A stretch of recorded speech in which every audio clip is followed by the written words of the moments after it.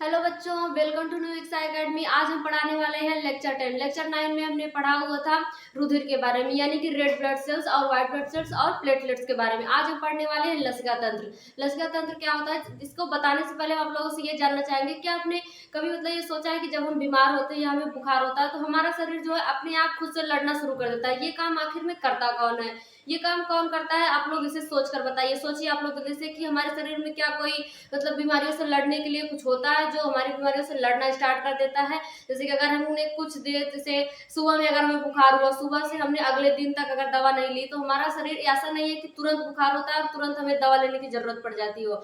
हमारा शरीर कुछ देर तक अपने बीमारियों से लड़ने की कोशिश करता है। वो कौन करता है?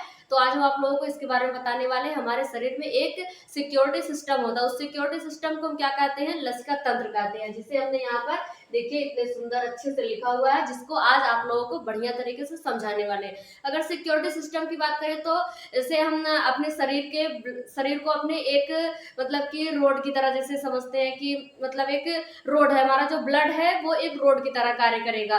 रोड में क्या होता है कि हम एक जगह से दूसरे जगह पर जाते हैं रोड के माध्यम से, उसी तरह ब्लड के माध्यम से हमारे शरीर में जितने भी पोषक पदार्थ और उत्सर्जित पदार्थ जितने होते हैं पदार्थ, वो सब कुछ एक जगह से दूसरे जगह पर जाने के लिए बने होते हैं उसी रोड के माध्यम से। रोड के माध्यम से बोले तो ब्लड के माध्यम से, ठीक है।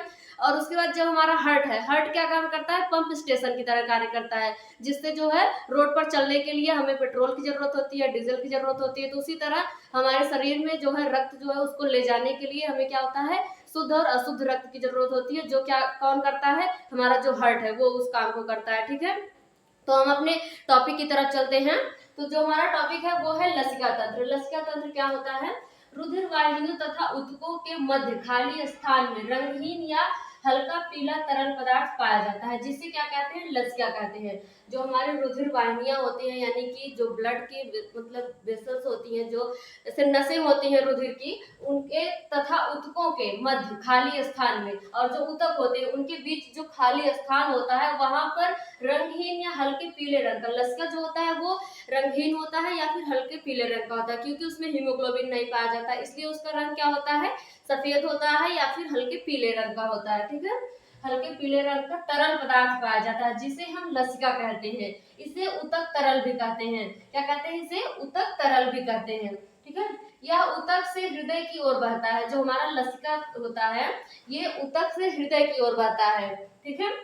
इस तंत्र में कोई पंप करने वाला हृदय नहीं होता। तरल लिम्फ पेशी गतियों के द्वारा धक्का दिए जाने पर प्रवाहित करता है। जैसे कि हमारा जो रुधिर है इसको पंप करने के लिए एक हृदय की जरूरत होती है, लेकिन जो लसिका है उसको पंप करने के लिए कोई हृदय नहीं होता है। ये किसके द्वारा बहता है? तरल लिम्फ पेशी गतियों के द्वारा धक्का दिए जाने पर प्रवाहित करता है, यानी कि बहता है, ठीक है। जो हमारी पेशी गति होती है, यानी कि मांसपेशियों की गति से जब उसे धक्का पड़ता है या दबाव पड़ता है तो उसी के द्वारा ये प्रवाहित होता है। इसमें हीमोग्लोबिन ना होने के कारण ये लाल नहीं होता बल्कि रंगहीन होता है। क्या होता है? रंगहीन या हल्के पीले रंग का होता है। लसिका ग्रंथियां पूरे शरीर में फैली होती हैं।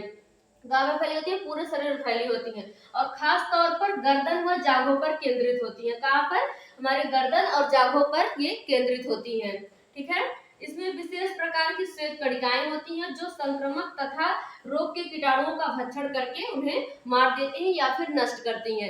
इनमें जो विशेष प्रकार की श्वेत कणिकाएं होती है, श्वेत कणिकाएं क्या होती है? लिम्फोसाइट्स। लिम्फोसाइट्स जो होती हैं वो कौन सा काम करती हैं? वो संक्रामक रोग और कीटाणुओं जो होते हैं उनका भक्षण करके उन्हें मार डालती हैं, यानी कि हमें रोगों से लड़ने में मदद करती है, हमें रोगों से बचाती हैं, ठीक है।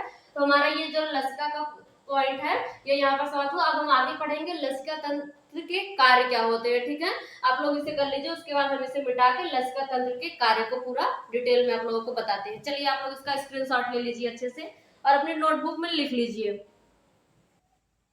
हाँ तो बच्चों अब हम पढ़ेंगे लसिका तंत्र के कार्य क्या होते हैं। लसिका तंत्र के कार्य होते हैं पोषक पदार्थ, गैस, हार्मोन्स आदि को कोशिकाओं तक पहुंचाना, यानी कि जो हमारे शरीर में पोषक तत्व होते हैं और जो गैस होती है, गैस में कार्बन डाइऑक्साइड और ऑक्सीजन, पोषक पदार्थ में प्रोटीन्स, विटामिन, वसा, मिनरल, जल, ये सब होते हैं, और हार्मोन्स, जो हार्मोन्स होते हैं इनको कोशिकाओं तक पहुंचाने का कार्य करती है लसिका तंत्र जो होती है। ऊतकों से हानिकारक व उत्सर्जित पदार्थों को रक्त तक पहुंचाना, ठीक है। ऊतकों से हानिकारक व उत्सर्जी पदार्थों को रक्त तक पहुंचाना। और तीसरा पॉइंट है लसिका गांठों द्वारा लसिकाणुओं का निर्माण होता है। किसका? लसिकाणुओं का निर्माण होता है जो जीवाणुओं का भक्षण करके प्रतिरक्षा प्रदान करती है। जो हमारी लसिका गांठें होती है, लसिका गांठें क्या होती है? लसिका गांठें जैसे कि हमें कभी जब बुखार होता है तो आपने जैसा महसूस किया होगा कि हमारे गले के आसपास जैसे लगता है कि सूजन आ गई, मतलब कि नोट टाइप ऐसे लगने लगता है, तो वही होता है लसिका गांठ। उन्हीं के द्वारा लसिका अणुओं का, यानी कि जो लसिका अणु होते हैं लसिका के, उनका निर्माण होता है जो कि जीवाणुओं का भक्षण करके, जो हमारे शरीर में बैक्टीरिया वायरस ये सब कुछ आते हैं उनका भक्षण करके हमें प्रतिरक्षा प्रदान करती है। ठीक है। आंत में लसिका कोशिका जालक पाया जाता है। यह वसा के अवशोषण में सहायक होती है। जो हमारी आंत होती है उनमें लसिका कोशिका का जालक पाया जाता है। यह वसा के यानी कि फैट जो होते हैं उनके अवशोषण में सहायक होती है। ठीक है। और हमारा आगे का पॉइंट है लसिका व रुधिर में अंतर। ठीक है। लसिका और रुधिर में क्या अंतर होता है आप लोग इसे नोट करिए, फिर हम आप लोगों को साथ में बताते हैं कि लसिका और रुधिर में क्या अंतर होता है। ठीक। हाँ तो बच्चों हमने यहाँ पर देखिए लिख लिया है लसिका व रुधिर में अंतर, difference between lymph and blood.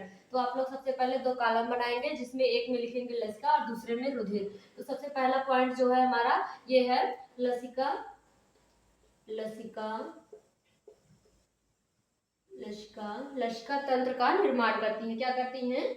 ये जो लसिका होती है यह लसिका तंत्र, यह ऐसे लिखिए आप लोग, यह लसिका तंत्र का, यह लसिका तंत्र का निर्माण करती है।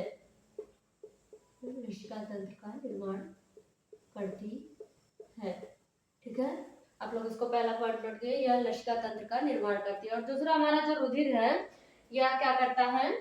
यह रक्त परिवहन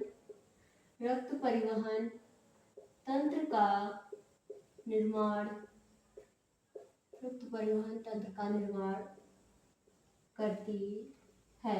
ठीक है। लसिका क्या करती है? यह लसिका तंत्र का निर्माण करती है और जो यह रुधिर होता है यह रक्त परिवहन तंत्र का निर्माण करता है। ठीक है।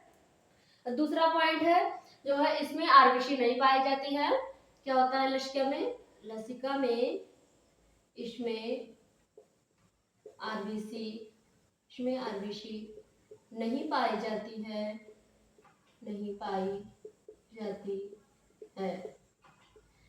इसमें आरबीसी नहीं पाई जाती है, इसी वजह से क्या होता है इसमें हीमोग्लोबिन भी नहीं पाया जाएगा। अगर आरबीसी नहीं पाई जाएगी तो हीमोग्लोबिन भी नहीं होगा, हीमोग्लोबिन नहीं होगा तो इसके जो रंग है वो क्या होगा? सफेद होगा, श्वेत होगा। ठीक है। और इसका दूसरा पॉइंट है इसमें आरबीसी पाई जाती है। ठीक है। अगर आप लोगों को डिफरेंस लिखने के लिए आपके एग्जाम में आ रहा है तो बहुत ही आसान डिफरेंस है, मतलब कि एक नजर में याद हो जाए, इतना छोटा छोटा डिफरेंस है, बिल्कुल 4 से 5 इतना ही आता है डिफरेंस लिखने के लिए, बहुत ज्यादा नहीं आता है। ये क्या होता है तीसरा पॉइंट? ये रंगहीन होते हैं। जैसे हमने बताया कि इसमें जब हीमोग्लोबिन नहीं पाई जाएगी तो ये रंगहीन होंगे, और ये क्या होता है? ये रंग युक्त या लाल रंग होते हैं। ठीक है। इसमें आरबीसी पाई जाती है जिसमें हीमोग्लोबिन नामक पिगमेंट पाया जाता है जिसके कारण क्या होता है? इसका रंग लाल होता है। ठीक है। अब चौथा पॉइंट हमारा है इसमें कार्बन डाइऑक्साइड की, चौथा पॉइंट है इसमें कार्बन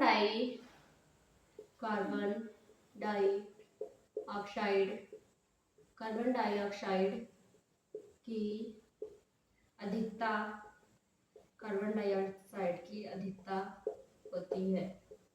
ठीक है। चौथा पॉइंट इसका क्या है? तो इसमें रुधिर में ऑक्सीजन की अधिकता होती है। रुधिर में ऑक्सीजन की अधिकता होती है। क्या होता है? रुधिर में ऑक्सीजन की अधिकता होती है। ये हो गए हमारे 4 पॉइंट्स हैं जिसमें दोनों में अंतर लिखा है। यह लसिका तंत्र का निर्माण करती है, यह रक्त परिवहन तंत्र का निर्माण करता है। इसमें आरबीसी नहीं पाई जाती, इसमें आरबीसी पाई जाती है। ये रंगहीन होते हैं, ये रंग युक्त या लाल रंग के होते हैं, और इसमें कार्बन डाइऑक्साइड की अधिकता होती है, इसमें ऑक्सीजन की अधिकता होती है। ठीक है, तो हमारा ये पॉइंट लसिका तंत्र और उसमें अंतर और उसके कार्य, ये सारे पॉइंट्स खत्म हो चुके हैं। अब हम पढ़ाएंगे मानव में परिसंचरण तंत्र हार्ट के द्वारा कैसे होता है। ठीक है, तो आप लोग इसे लिख लीजिए, उसके बाद हम हार्ट का डायग्राम बना के आप लोगों को अच्छे से समझा रहे हैं उसको। हाँ, तो बच्चों हम पढ़ रहे थे मानव में परिसंचरण तंत्र। मानव में परिसंचरण तंत्र हार्ट के द्वारा किस प्रकार होता है। हमारा यहाँ पर देखिए हमने एक हार्ट का डायग्राम बनाया है, जिसमें हमने उसके सारे नॉमिनेशन जो भी नाम है उसके, जहाँ पर उसको हमने नॉमिनेट कर दिया है। अब यहाँ पर हम आगे उसके बारे में पढ़ेंगे। मनुष्य का हृदय मुट्ठी के साइज का शंक्वाकार पेशी अंग है। मनुष्य का जो हृदय होता है, हमारी जैसे जो मुट्ठी है, जितनी बड़ी मतलब कि मुट्ठी है हमारी, इतना लगभग होगा मनुष्य का हृदय जो होता है, मुट्ठी के साइज का, इसी साइज का जो है मुट्ठी के आकार का होता है मनुष्य का हृदय। जो है किस आकार का होता है, शंक्वाकार पेशी अंग, शंक्वाकार आकार का होता है, शंक्वाकार होता है और मुट्ठी के साइज का होता है। जितनी बड़ी एक मुट्ठी होती है, एक मतलब कि अडल्ट इंसान की जितनी बड़ी मुट्ठी हो सकती है उसी साइज के होते हैं, और शंक्वाकार आकार में एक पेशी अंग है। ठीक है, ये मांसपेशियों से बना होता है एक पेशी अंग है, जो कि फेफड़े के मध्य कुछ बाईं ओर स्थित होता है। ठीक है, जो हमारा फेफड़ा होता है उसके कुछ बाईं ओर स्थित होता है। जैसे हमारा हार्ट जो होता है वो लेफ्ट साइड में होता है, इसीलिए कहते हैं कि फेफड़े के बीच में होता है और कुछ बाईं ओर स्थित होता है। यह एक हृदयावरण नामक थैली में सुरक्षित रहता है। जैसे देखिए हमारा तो यहाँ पर है हृदयावरण नामक जो थैली वो यहाँ पर है, देखिए इसके जो इधर साइड साइड के जो किनारे हैं इसी को कहते हैं पेरिकार्डियल, पेरिकार्डियल थैली बोलते हैं उसे, जिसमें क्या होता है पेरिकार्डियल द्रव भरा होता है। यहाँ पर जो हमने नॉमिनेट किया इसके अंदर जो देखिए ऐसे ऐसे भरा हुआ है, ये क्या होता है पेरिकार्डियल द्रव होता है। ठीक है, हृदयावरण नामक थैली में सुरक्षित रहती है। इस थैली में पेरिकार्डियल द्रव भरा रहता है, जो बाहरी आघातों से हृदय की रक्षा करता है। ठीक है, जो बाहरी आघातों से हृदय की रक्षा करती है, जैसे कि अगर हमें कभी अचानक से चोट लग गई हमारे हृदय पे, तो उससे जो रक्षा करता है वो यही करता है। पेरिकार्डियल द्रव जो होता है, अगर जरा सा जैसे ऐसे देखिए हाथ हमारा थोड़ा सा दबाव पड़ता है तो इतना तेज मतलब कि इसमें थोड़ा लिक्विड फॉर्म में भरा होता है, थोड़ा दब जाता है, जिससे हमारे हार्ट पर प्रेशर नहीं पड़ता है, इस पर थोड़ा प्रेशर पड़ता है, जिससे जो आघात होते हैं, जो घाव होता है, उससे बचत हो जाती है हमारी। ठीक है, जो बाहरी आघातों से हृदय की रक्षा करता है।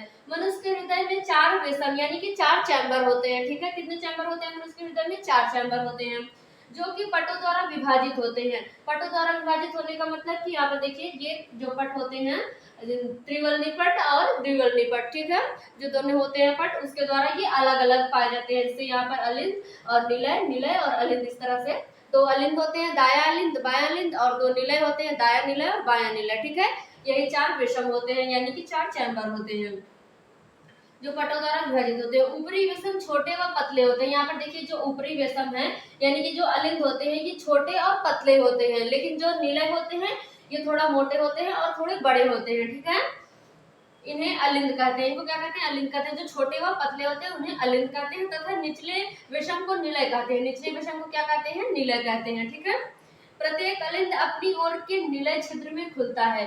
जो प्रत्येक अलिंद होते हैं ये क्या होते हैं, अपनी ओर के निलय छिद्र में खुलते हैं। किसके द्वारा, ये जो यहाँ पर कपाट लगे होते हैं जो नीचे की ओर खुलते हैं, ऊपर की ओर नहीं खुलते हैं।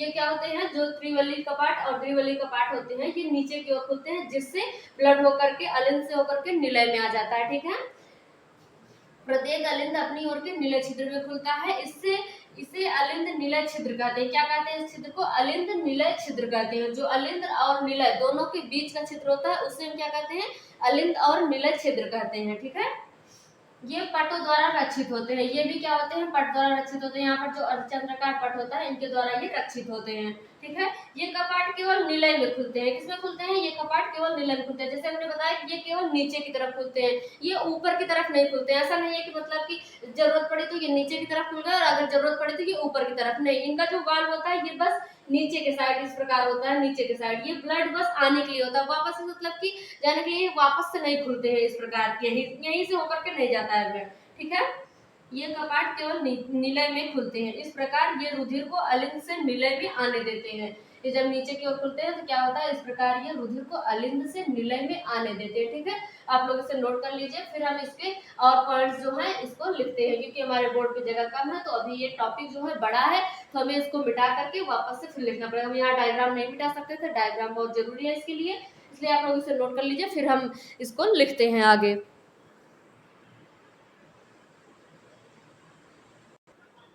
हाँ, तो हमारा जो पॉइंट बचा हुआ था उसको हमने यहाँ पर लिख लिया है। दाहिना अलिंद निलय छिद्र त्रिवलित कपाट से और बायां अलिंद निलय छिद्र द्विवलित कपाट से रक्षित रहता है। यानी कि जो दाहिना अलिंद होता है, दाहिना अलिंद देखिए यहाँ पर है, ये त्रिवलित कपाट से, ये जो कपाट यहाँ पर बने हुए ये त्रिवलित यानी कि ट्राइकस्पिड वाल्व है, और यहाँ पर जो है बायां अलिंद ये ट्राइकस्पिड वाल्व से मतलब कि जुड़ा होता है, यानी कि उससे उसकी रक्षा करता है। ठीक है, किससे, जो है दाहिना अलिंद निलय छिद्र त्रिवलित कपाट से और बायां अलिंद निलय छिद्र द्विवलित कपाट से रक्षित रहता है। ये दो अग्र तथा एक पश्च महाशिराएं अलग अलग छिद्रों द्वारा दाहिने अलिंद में खुलती हैं, और दो अग्र और पश्च महाशिराएं होती हैं। यहाँ पर देखिए अग्र और पश्च महाशिराएं जो हैं, ये दो अग्र और एक पश्च महाशिराएं अलग अलग छिद्रों द्वारा, यानी कि एक यहाँ से और एक यहाँ से अलग अलग छिद्रों द्वारा दाहिने अलिंद में खुलती है। यहाँ पर है दाहिना अलिंद और इसी में ये अलग अलग छिद्रों द्वारा खुल रही है। ठीक है, दाहिने अलिंद में खुलती है ये दो अग्र तथा एक पश्च महाशिराएं अलग अलग छिद्रों द्वारा दाहिने अलिंद में खुलती हैं और शरीर के विभिन्न अंगों से एकत्रित अशुद्ध रक्त यहाँ पर पहुंचाती है। ठीक है, और शरीर के विभिन्न अंगों से एकत्रित अशुद्ध रक्त को कहाँ पर पहुंचाती है, हार्ट में पहुंचाती है। ठीक है, यानी कि अलिंद में पहुंचाती है। किसमें, कौन से अलिंद में, दाएं अलिंद में। ठीक है, शरीर के विभिन्न अंगों से यानी कि सभी अंगों से एकत्रित जो अशुद्ध रक्त होता है उसको हृदय में ले आती है। इसके विपरीत पल्मोनरी शिराएं फेफड़ों से लाया हुआ शुद्ध रक्त बाएं अलिंद में पहुंचाती है, और इसका उल्टा जो फुफ्फुस शिरा होती है, यानी कि जो फुफ्फुस शिरा यानी कि पल्मोनरी शिराएं जो होती है, ये फेफड़ों से लाया हुआ शुद्ध रक्त कहाँ पे होता है, फेफड़ों से लाया हुआ शुद्ध रक्त बाएं अलिंद में पहुंचाते हैं। यहाँ पर रहा हमारा बायां अलिंद, ये फुफ्फुस शिरा जो होती है ये यहाँ से लेकर आती है बाएं अलिंद में शुद्ध रक्त को। कहाँ से ले आती है, लंग्स से हमारे, यानी कि फेफड़े से। ठीक है, बाएं अलिंद में पहुंचाती है। ये भी छिद्रों द्वारा बाएं अलिंद में खुलती है, ये भी छिद्रों द्वारा बाएं अलिंद में खुल रही है। यहाँ पर देखिए ये भी छिद्रों द्वारा बाएं अलिंद में खुलती है। ठीक है, परंतु इन पर कोई कपाट नहीं होता है।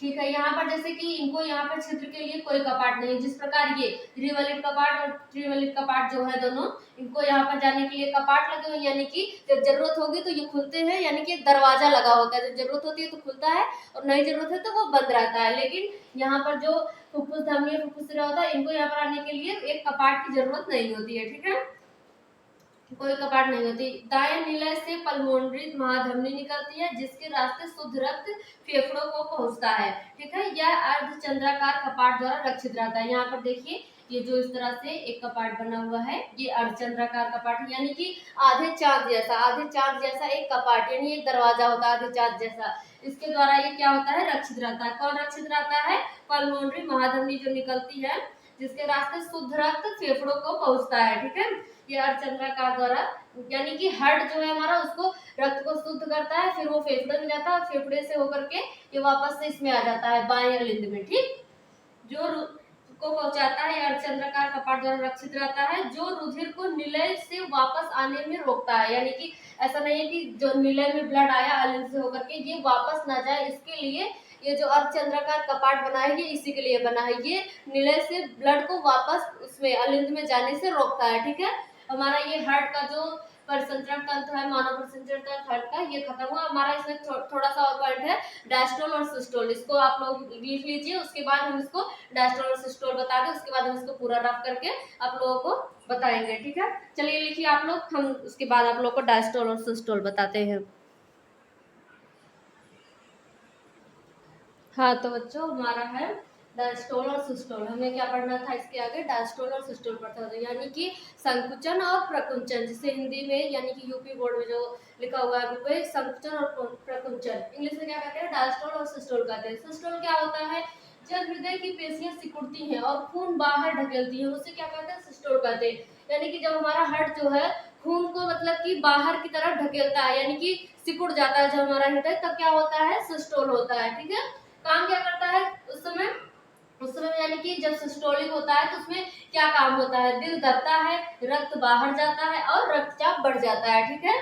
अब हमारा है डायस्टोल। डायस्टोल क्या होता है, जब हृदय की मांसपेशियां ढीली पड़ती हैं और हृदय में खून भरती है उसे डायस्टोल कहते हैं। यानी कि जब मानव का हृदय जो है ढीला पड़ता है और उसमें रक्त, शरीर से रक्त जो है भर जाता है, तो उससे क्या होता है, डायस्टोल होता है, ठीक है। इस समय काम क्या होता है, दिल आराम करता है, खून अंदर भरता है और रक्तचाप कम होता है, ठीक है। क्या होता है, डायस्टोल और सिस्टोल। जब हृदय की मांसपेशियां सिकुड़ती हैं और खून को बाहर ढकेलती हैं तो हमारा डायस्टोल होता है। और जब हृदय की मांसपेशियां ढीली पड़ जाती हैं, यानी कि ऐसे एक मुट्ठी लीजिए, मुट्ठी को इस तरह से, जैसे इस तरह पंजा है, पंजा को इससे थोड़ा सा मुट्ठी बंद कीजिए। जब हृदय की मांसपेशियां क्या होती हैं, सिकुड़ती हैं, यानी कि मुट्ठी को जो हम बंद करेंगे तो हमारी अंगुलियां जो है क्या हुई, सिकुड़ गई हैं, तब क्या होता है, खून को बाहर ढकेलती है, तो खून इससे से जो है बाहर निकल जाता है। जब हमारा हार्ट जो होता है जैसे कि एक बलून ले ले, बलून को जब हम उसमें हवा भरते हैं तो क्या होता है, वो फूल जाता है, फूलता है तो क्या होता है, जब उसमें खून भरता है, यानी कि हवा की जगह अगर हम ब्लड की बात करें, उसमें जो है पानी डाल दे तो वो भर जाता है, भरने पर क्या होता है, वो आराम करता है, ढीला हो जाता है, उस समय रक्तचाप कम होता है, तब ये डायस्टोल का काम करता है। और जब उसमें से एयर को या फिर ब्लड जो होता है उसको निकाल दे, तो वो पचक जाएगा। ऐसे बलून देखिए, जब उसमें से हवा निकल जाता है तो वो छोटा हो जाता है, एकदम पचक जाता है, उसे क्या कहते हैं, वो मांसपेशियां सिकुड़ गए, उससे खून बाहर निकल गया, यानी कि एयर बाहर निकल गया, उससे क्या होता है, सिस्टोल होता है, ठीक है। यही काम होता है। और एक है point blood pressure. Blood pressure क्या होता है, जब देखिए 120/80 कितना होता है, मेन पॉइंट अगर जैसे डॉक्टर्स जो बताते हैं कि ब्लड प्रेशर कितना होना चाहिए, अगर 120 से ज्यादा है तो भी ब्लड प्रेशर क्या है, हाई है, और इस 120 से अगर कम है तो ब्लड प्रेशर लो है, ठीक है। इसी प्रकार ये होता है, जब 120 पर होता है तो सिस्टोलिक प्रेशर होता है, ठीक है। सिस्टोलिक प्रेशर कितने पे पूछेंगे, अगर जैसे कि कोई अगर पूछ रहे सिस्टोलिक क्या होता है, सिस्टोलिक प्रेशर पे कितना होता है, तो सिस्टोलिक प्रेशर पे 120 होता है, 120 mmHg, ठीक है। और जो डायस्टोलिक प्रेशर होता है इस पे क्या होता है, 80 mmHg, ठीक है। और इसमें क्या होता है, इसमें 120 mmHg, ठीक है। क्या होता है, सिस्टोलिक प्रेशर 120 mmHg और डायस्टोलिक प्रेशर जो होता है 80 mmHg। अगर ब्लड प्रेशर जो है बढ़ जाएगा तो कितना बढ़ेगा, तो होगा 120 से अगर ज्यादा होगा, और अगर ब्लड प्रेशर कम होगा तो क्या होगा, 120 से कम होगा तो ब्लड प्रेशर लो होगा, ठीक है। अगर देखिए आप लोग अगर किसी का भी मेडिकल रिपोर्ट देखें तो आप लोग पता लगा सकते हैं कि ब्लड प्रेशर हाई है या लो है, तो कैसे पता चलेगा, 120 mmHg से अगर ज्यादा है तो ब्लड प्रेशर हाई है, और अगर लो है तो 120 कितना होगा, 80 से कम होगा, यानी कि 60 है, 70 है, 50 है, इतना अगर है तो ब्लड प्रेशर लो है उस बंदे का, ठीक है।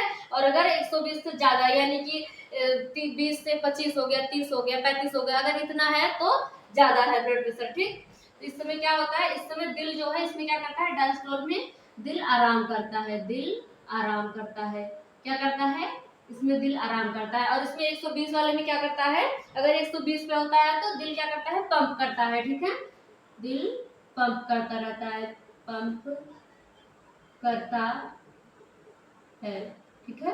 आई होप आप लोगों को ये डायस्टोल और सिस्टोल अच्छे से समझ में आ गया होगा, और अगर आप लोगों को कुछ नहीं समझ में आया है तो आप लोग मुझे कमेंट बॉक्स में जरूर बताएंगे, मैं आप लोगों को उसको फिर से अच्छे से रिपीट तरीके से, मतलब कि बढ़िया से फिर से समझा दूंगी अगर कुछ नहीं समझ। आई होप मैंने कोई भी पॉइंट इसमें छोड़ा नहीं। अभी मेरा एक पॉइंट और है इसमें, रुधिर वाहिनियां। रुधिर वाहिनियों को मैं अगले लेक्चर में पढ़ाऊंगी, क्योंकि ये लेक्चर जो है बड़ा हो रहा है। छोटे छोटे लेक्चर जब हम पढ़ते हैं तो हमें पढ़ने में भी अच्छा लगता है और आसानी से समझ में भी आता है। तो हम अपने लेक्चर को इसी के साथ खत्म करते हैं। हमारा लेक्चर 10 है, कल के लेक्चर में हम पढ़ेंगे लेक्चर 11। लेक्चर 11 में हम पढ़ेंगे रुधिर वाहिनियां, ठीक है, रुधिर वाहिनियां और सिराओं के बारे में, ठीक है। और पादपों में परिवहन किस प्रकार होता है, इतना हम कल के लेक्चर में पढ़ेंगे। आप लोग अगर इसे पढ़िए, इसको पढ़ने से पहले, पढ़ने के बाद जो है लेक्चर 11 पढ़ने से पहले आप लोग ये पढ़ के जरूर आएंगे अपने बुक से। क्या पढ़ के आएंगे आप लोग, सिराओं के बारे में, रुधिर वाहिनियों के बारे में और पादपों में परिवहन, ठीक है। धन्यवाद। हमारे चैनल को आप लोग सब्सक्राइब, लाइक और शेयर, कमेंट्स जरूर करिएगा, ठीक है।